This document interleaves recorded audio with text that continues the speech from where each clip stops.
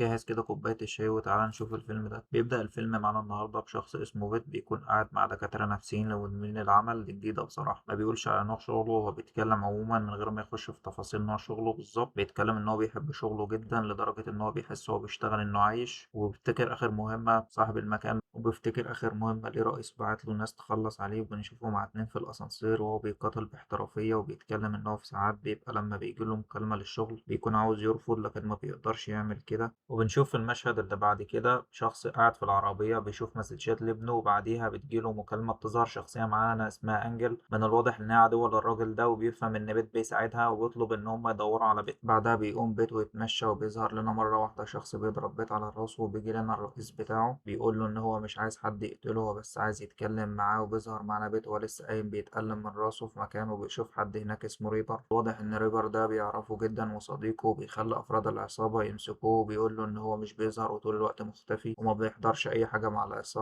وبيبدأ صديق بيت يدي إشارة لأفراد العصابة يبدأوا بالقتال مع بيت، وبيبدأ القتال بشكل محترف، وبيقدر بيت إن هو يهزمهم برغم إن هو لوحده. وبنشوف حركات قتالية احترافية، وبنشوف صاحبه بيتصف في وشه وبيسخن سكينة عشان يلم الجرح، وبيقول له أنت خنت عيلتك، قصده العيلة اللي هي العصابة. وبيرد بيت بيقول له أنا ما خنتش، أنا كنت محتاج أروح جلسات لدكاترة نفسيين أتكلم فيها عن مشاعري. بتظهر معانا بنت اسمها مورا وبيدخل البيت يتكلموا. بنكتشف إن هي بتبقى حبيبة بيت لكن في نفس الوقت بتبقى بنت زعيم العصابة، وبتقعد تكلم بيت في إن هي مش عايزة مشاكل في الحانة بتاعتها، وبتطلب من الكل يغادر. لكن في أفراد العصابة بنبص نكتشف إن هو صديق لبيت ولكن نفس العصابة بيبتدي يتكلم معاه إن هو طلب منه إن هو يكون موجود في عيد ميلاد بنته ال15، وبسببه حصل مشاكل كتير. من الواضح إن حصل مشكلة في حياة البنت وعرضها للخطر، ويبدأ القتال بينهم، وبتدخل مورا في القتال وبتساعد بيت. وبعد قتال طويل جدا بيقدر بيت إن هو يفوز عليهم بمساعدة مورا. طبعا بعد القتال بيسأل مورا ليه أبوها عاوز يقتله. ردت مورا أبويا محتاج يستجوبك بس، وده طبعا مش حقيقي من الأحداث اللي شفناها. بعدها بينزل بيت من الحانة وبيقف في الشارع، وبيظهر له عربية مفتوحة بيدخل فيها، وبيطلب منه السائق إن هو يوطي الصوت لأنه عالي جدا بس هو مش بيتكلم. وبنلاقي مرة واحدة اتنين من الرجالة دخلوا قعدوا جنبه قفلوا باب العربية، وشخص بيدخل العربية وبيقعد قدام لابس نضارة وبيعاتبه إن هو مجاش عرض الأزياء الخاصة بيه. بيقول له إن البدلة دي مش من تصميمه اللي هو لابسها، تقريبا جاي يستظرف. ويبتدوا يتناقشوا مع بعض، وبنكتشف إن هم أصدقاء مقربين. وبعدها بيقول له إن رئيس العصابة عرض 500 ألف دولار اللي هيجيب بيت لحد عنده. وبيت بيلاحظ إن أفراد العصابة ماسكين جهاز بالكهرباء، وصاحبه بيهدده بالمسدس، كلهم عاوزين يسلموا لرئيس العصابة. بيحصل طبعا بينهم قتال داخل العربية، وطبعا بيهزمهم بيت وبيخرجهم بره العربية وبياخد العربية وبيمشي. وبنشوف بعد كده إن الموبايل بتاع بيت فاصل وبيروح لشخص على السطح كده. بنكتشف إن هو صديق مقرب جدا لبيته وبرضه في نفس العصابة. بيقول له إنه ليه 500 ألف دولار، هو فاكرني باخد أسرار وبعرفه على عصابة تانية. وطبعا بيبتدي القتال تاني بين صاحبه محترف جدا. وبعدها بنلاحظ إن التليفون صاحبه بيرن، وبنكتشف إنها زوجته، وبيقول لها إن مفيش حد معايا، وبتبقى شاكة فيه عاوزاه يقعد يتكلم معاها في التليفون، وهو بيقول لها إن إحنا قاعدين ومفيش بنات معانا. وبعدها بيقفلوا يكملوا قتال عادي جدا، وبيقولوا إن هو ما بيجيش أي عزومة ولا تمرين الأولاد حتى. بنشوف بعد كده راجع لمورا في المشهد اللي بعديه، وهي بتطلب منه إن هو ما يبوظلهاش بيتها زي ما بوظ الحانة، وبتقول له إن هو لازم يكون في توازن بين حياته والشغل، مش لازم تكون حياته كلها شغل، وإن هو يفصل عن الشغل. طبعا هو شغال في مافيا. بعدها مورا بتنومه في حاجة كده زي البنج، لما بيصحى بيتكلموا مع بعض بيكتشف إن هي من ضمن الناس المفروض يسلموا لرئيس العصابة، لكن هي بتحبه وبتساعده.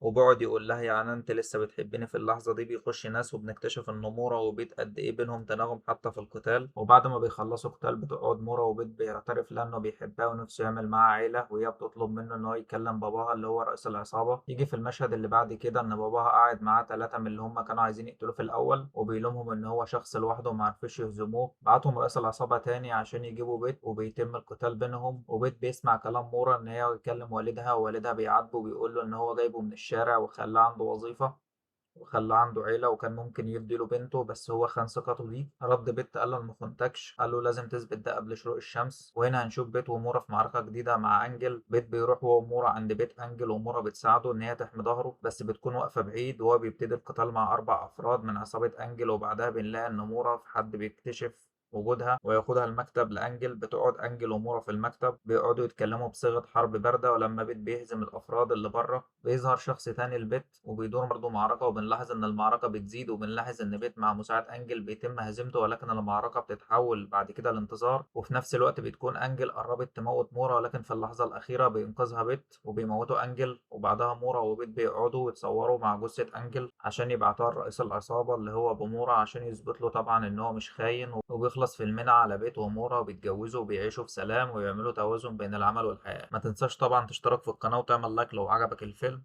سلام.